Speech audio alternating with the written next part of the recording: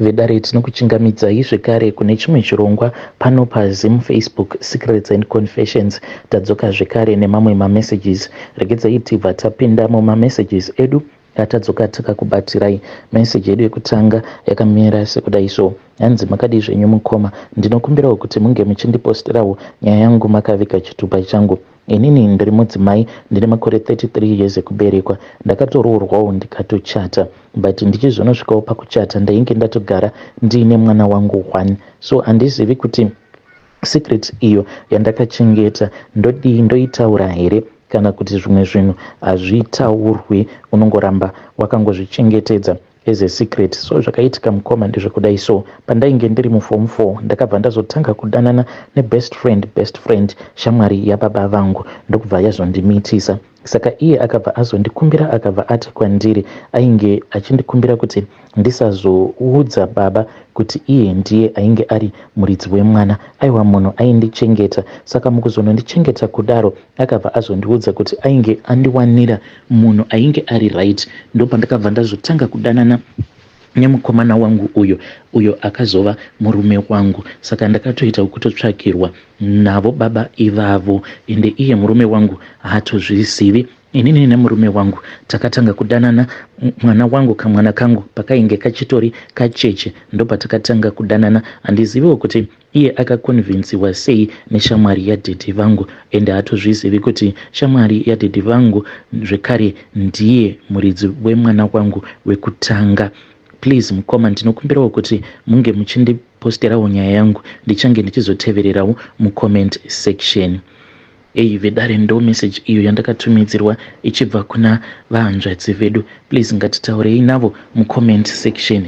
Zvakangoma hazvo vedu we, hanzi ndotaura here kana kuti ndongonyarara. Regedzai tibva taenda panyaya yedu inotevera. Nyaya yedu inotevera yakamira sekudai so: hanzi makadi zvenyu mukoma, ndinokumbirawo kuti munge muchindipostera nyaya yangu makaviga chitupa changu. Zuva randakasangana nemurume airakidza kuti ainge aine mari dzake, ndakafara ndikapembera. Ini nemurume wangu takasangana muno muSouth Africa. Ndainge ndichitongozvishandira hangu umwe muIndia ainge achinetsa sei. Apa muIndia uyu ndaitoziva kuti the reason as to why ainge achindishungurudza kudaro inhau yekuti ainge achida kuti ndinge ndichiroorwa nemwana wake, but ndainge ndisingadi, ndaitongogara ndichitongoramba because the reason as to why ainge achida kuti ndinge ndichiroorwa nemwana wake yainge iri nhau yekuti mwana wake chainge chiri chirema. Saka ainge achitongoda kuti mwana wake ainge achitongowanawo mukadzi, because I think kuti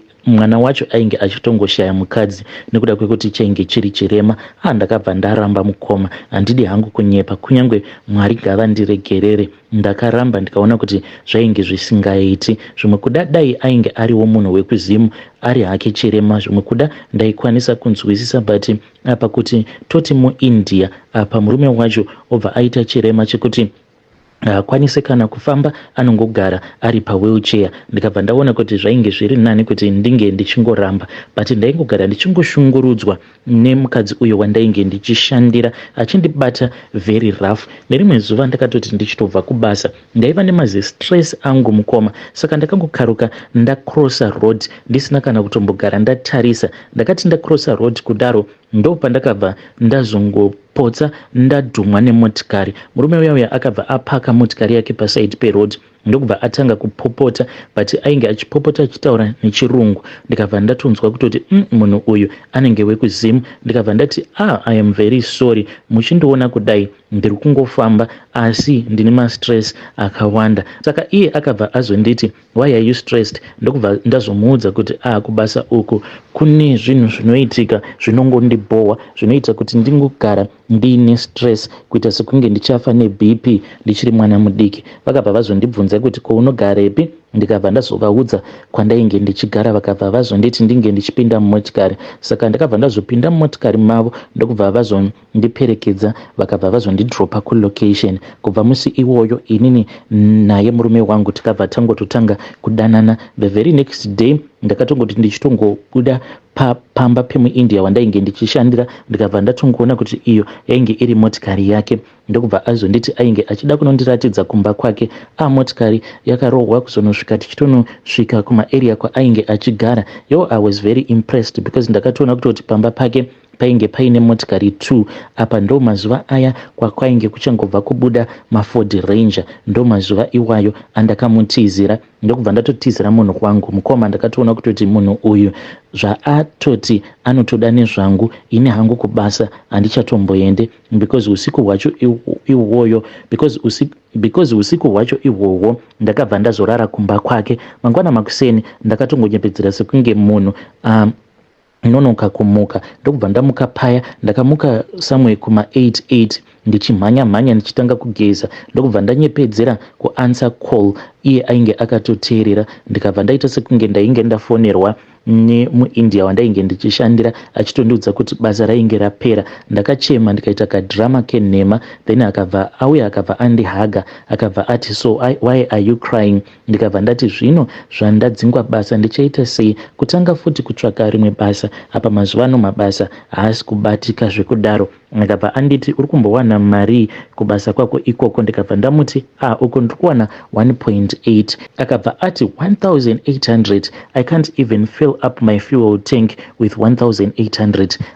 Zvitori nani kuti ndinge ndichikupa more than that. Wakagara, kamoyo kangu kakabva kafara, ndokutotizira kwandakaita murume wangu. So mukomana Ashi, zvakazoitika ndezvekuti ndakabva ndaona kuti no matter how hard I was trying to fall pregnant for him, asi nhumbu yainge ichitoramba kutobata because iye akati abuda. Ndikabva ndazoenda manje kuhospital, ndakatoenda kugovernment hospital, ndikabva ndanobvisiwa jadhoo randainge ndiinaro. Izvi ndakazviita in secret, iye asingazvizivi. Ndainge ndichida kungomurova nesurprise. Ko isu vanhukadzi kana tada munhu tinobva tangozvarira munhu. Pandakaona kuti gore rainge ratopera, nhumbu ichiramba kubata, ndikabva ndazoti munhu uyu regedzai ndinge ndichitaura naye, maybe ndiye ane dambudziko rekuti haakwanise kuzvarisa. So mukomana Ashi ndakabva ndazotaura naye one day, takatofara tiri murudo. Ndikabva ndati baby, ndikuda kukuudza chokwadi. Pandakauya panapa one day ndakakutaimira usipo, ndikabva ndaenda kuchipatara, ndikabva ndazonobviswa jadhoo rangu randainge ndiinaro because ndainge ndichida kukuzvarira, but now gore ratodarika, no mwana no what, because ndaitombozama kumboenda kumasowe ndichinobatsirwa ndichitosukwa chibereko changu, but nhumbu yainge ichiramba kubata. Saka iye akabva angoramba ari zii, akabva ati sure wati unoda mwana here? Ndikabva ndati ndikuda kukupa mwana already, handiti unoziva kuti ndine mwana wangu 1, saka ndikudawo kuti ndinge ndichikupawo mwana kuitira kuti hama dzako dzisazoti pauri ndakangogarira kudya mari yako. Handiti unoona kuti nemari yako yose iyi yauinayo plus kundichengetera kwawava kundiitirawo amai vangu nevana vangu kunondifadza, zvekare nemachengetero auri kuita hama dzangu. Apa ndainge ndava kungonakidzwa nekahupenyu kekungogara ndichingospoiliwa nemurume. Ndainge ndisingadi kuti murume wangu ange achizotorwa kana kuzobvutwa neumwe mushure mekunge amitisa umwe munhu kunze. Ndainge ndichida kuti ndinge ndichimupa mwana, sezvo iye ainge asina kana kumbogara akaita mwana. So mukomana Ashi nerimwe zuva takatoti tivete zvedu. Ipapo ndainge ndiri kumaperiods, saka each and every time ndaiti kana ndikangoona maperiods angu ndaibva ndatanga kuchema, ndichizvibvunza kuti zvino mwedzi uno zvandainge ndakatarisira kuti zvimwe kuda ndichaskipa maperiods angu. Apa ndaenda futi kumaperiods, which means no pregnancy. Usiku hwacho ihwoyo akabva azondimutsa akati mukatitaure.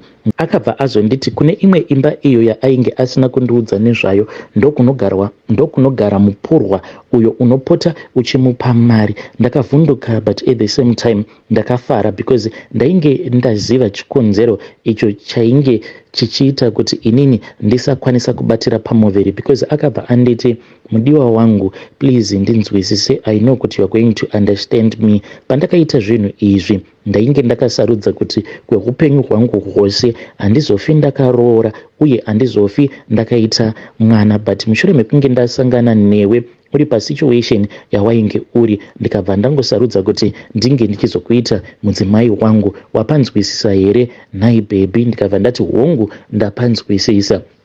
Saka kuti ndinge ndichikuzvarira panodiwa kuti inini ndinge ndichiita sei? akabva anditi iwewe kuti unge uchizokwanisa kundizvarira unofanira kuti like izvezvi zvauri kumaperiods uri kufanira kuti unge uchipota uchidya ropa rako. Mukomana achi ndakabva ndati hapana kana problem, ndikabva ndatomuka paya ndikabva ndatobvisa pad randainge ndakapfeka ndikatoona kutoti ndainge ndari spoiler, ndakabva ndatanga kudya pad riya sezvaainge andiudza akandidzidzisa. Akabva ati zveshuwa ndazviona kuti unondida. Mwedzi wacho unotevera ndakabva ndatoona kutoti ndainge ndabatira pamuviri. Zvino nhumbu iyi yakazoti yakura, yainge yava kuma 6 months tichienda kuma check up. Dr. ndopa akabva azotiudza kuti nhumbu iyi tainge tichida kuichengeta here kana kuti tikabva tati koindava. Dr. vakabva vati ndikuona kuti mukadzi wako akatakura mwana akaremara, so it depends with you. Murume akabva anditi iwewe uri kuda kuti mwana uyu unge uchimuzvara here? Ndikati no,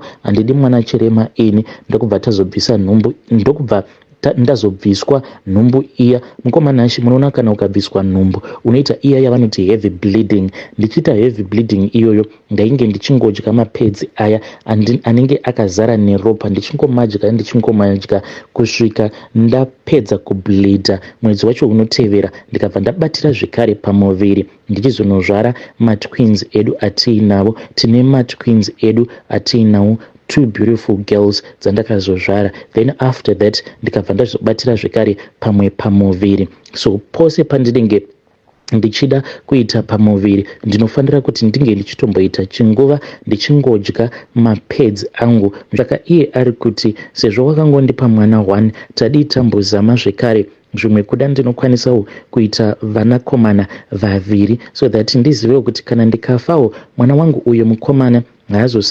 haazosari ari ega, anozosara ainewo munen'ena wake vari 2. Aino kuti vari 2 kudaro vanokwanisa kutotangawo kadzinza kavo vari 2 because iye ane mhikowo futi dzaakaita dzekuti haafanire kuti ange achinyanyisa kuwirirana nehama dzake. Saka nekuda kwekuti haana kana hama yake yaanochengeta, anongogara achiti kana ndikafa vana vangu vachasara vasina hama. So mukoma, ndiyo nyaya yangu iyi yandiinayo. Ndinotofunga zvekare kuti ndinge ndichitangidza zvekare kuita mhiko idzo dzaakandidzidzisa dzekuti kana ndichida kumuzvarira ndinofanira kumbotanga ndadya period blood rangu. Hey, vedare ndo message iyo yandakatumidzirwa ichibva kuna vahanzvadzi vedu.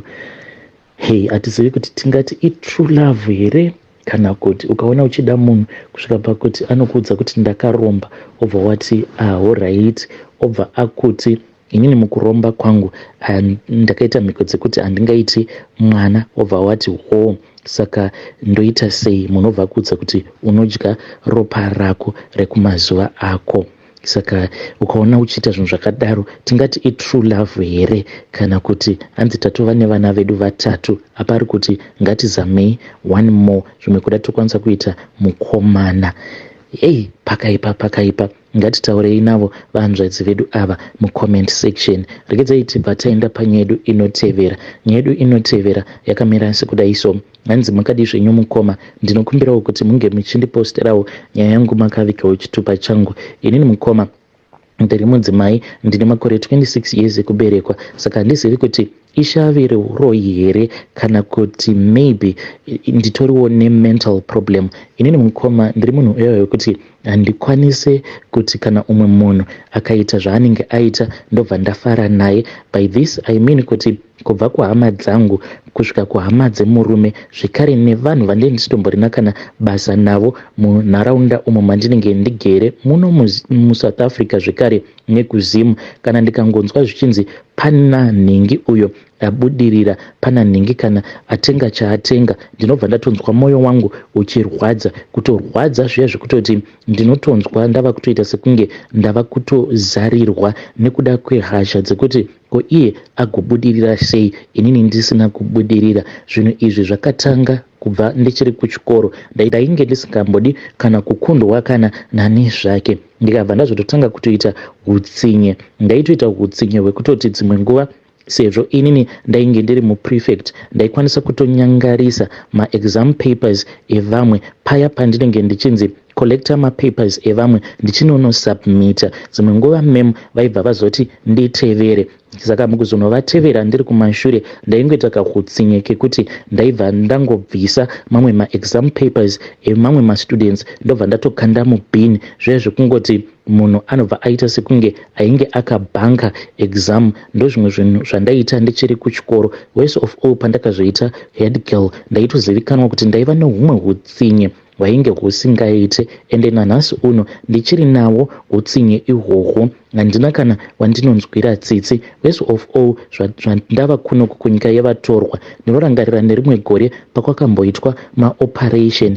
Mukomanashi ndakaita hutsinye hwekuti ndakaudza landlord kuti iye landlord kana achida ndinokwanisa kufamba naye nemapurisa ndichivarakidza pose apo panogara vanhu vekumusha vasina mapepa, because ndainge ndichitoziva kutoti nhingi nanhingi haana mapepa. Ndo hutsinye hwandaiita ihwohwo hwekutoti ndaitofamba ndiri mumotikari yalandlord, then chivhen chiri kumashure, inini ndakagara kubackseat ndichitonongedzera kuti kana mukapinda pamba apa murume yakati yakati munogara munhu wekumusha asina mapepa. Mukoma, ndo hutsinye ihwohwo hwandinoita. Kana dziri sehama dzemurume handidi kana kudziona, but manje zvandinoita ndezvekuti ndiri munhu uya wekuti you won't even suspect kuti ndinotoita hutsinye. Ndinotokusekerera ukatosvika pamba pangu, ndinotokubikira, but zvandinozongokuitira so ndinokwanisa kungobuda ndobva ndatoenda ndobva ndatonongonokucherera mvura yemuchemba ndobva ndakupa mvura iyoyo kuti unge uchinwa. Ndo kahutsinye kandinoita ikako. Ndinorangarira nerimwe gore patakaenda kumusha kwemurume. Mukoma, ndakaenda musango ndikanoita tsvina, ndikabva ndatora newspaper randainge ndiinaro ndikabva ndanhonga tsvina iya yandainge ndaita, ndikabva ndadzoka nayo tsvina iyoyo, ndikabva ndauya ndikabva ndakanda tsvina iyoyo mupoto iyo yandainge ndakagadzika pamoto. Inini ndikabva ndati ndainge ndisingadi sadza nemuriwo wainge uine dovi, ndokubva ndatenga hangu mukaka ndikabva ndadya sadza nemukaka. Ndo hutsinye hwandinoita ihwoyo mukoma. Kuti nditi ndinozviitirei handitombozivi. Kana mukandiona ndichirova vana so munovanzwira tsitsi. Ndine kamwe kamurovero kandinoita vana kekuti ndega ndinozototi ndapedza kurova vana ndobva ndatonzwa hana yangu ichirova kuti ko zvandapotsa ndatouraya mwana, ko chii chinomboitikawo kwandiri. Ndiyowo confession yangu iyi mukoma. Kana kuinewo vanenge vachida kundibatsira ngavandibatsirewo, ndichange ndichizotevererawo mucomment section. Hei, vidari ndo message iyo yandakatumidzirwa ichibva kuna vahanzvadzi vedu. Please ngatitaurei navo vahanzvadzi vedu ava mucomment section. Hei.